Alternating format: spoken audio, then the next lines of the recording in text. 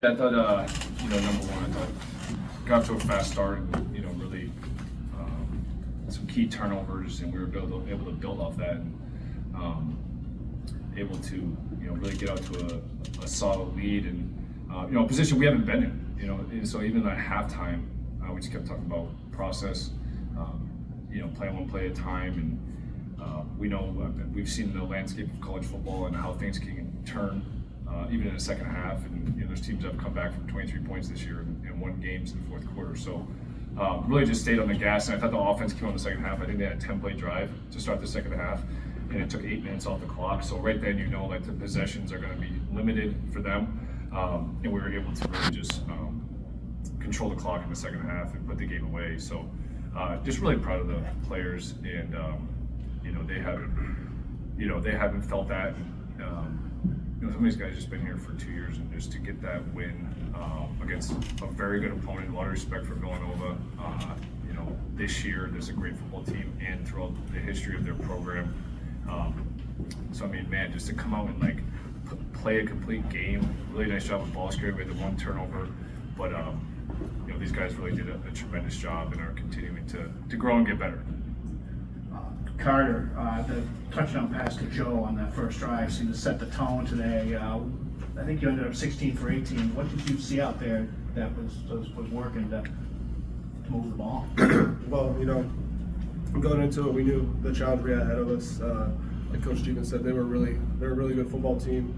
But we knew we had chances to make plays. But based on what they were doing, what we had installed, Coach Waters did a great job all week of just really game planning them to what we're good at, and start the game off like that was great. Couldn't have happened to a better player, and Joe, really glad we could connect on that. I know that was really exciting for him.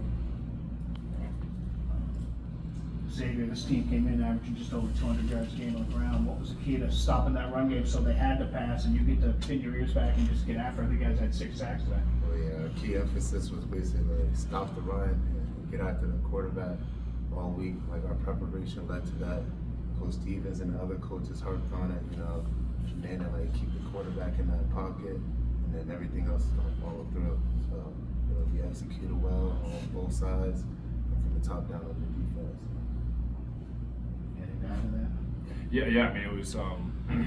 I thought we had a lot of participants in who had pressure on the quarterback. X did a great job. The whole defense, had a great plan together. But we did, obviously, like X said, to make them one-dimensional. We thought if we can do that, because they were running the ball so well, and the running back's a big back who you saw even in the first half was hard for us to tackle. But we were able to score points and then make them one-dimensional, so they couldn't just rely on the run game, and that that really played to our strengths.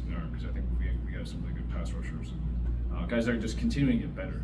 The growth in our defense from game 1 to now is, they've taken big strides, every game. So, and we've had some guys out, and guys have stepped up, and we've really harped on them getting, our backups getting the practice reps, and they go out and they play well. So it's all about the preparation and what they put in. So, I thought the defense played really well all around. Other than the fast start, too, the perfect deflection on the block field goal by Costanza.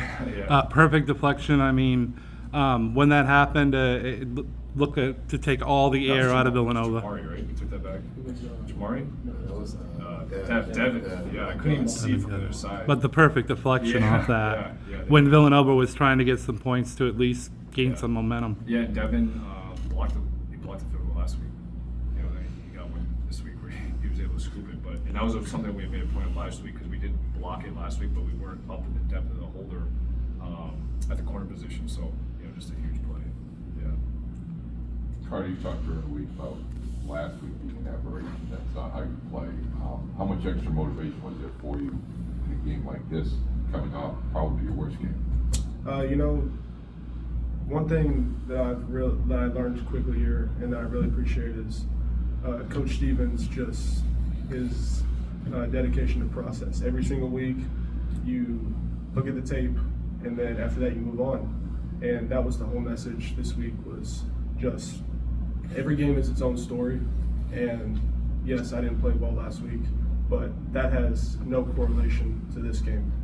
Every game is independent from each other, and when you take it one game at a time and you have a short-term memory, you can really come out and play your best, knowing that yes, you have stuff to correct, but you get that done during the week, so on Saturday you can just go play free.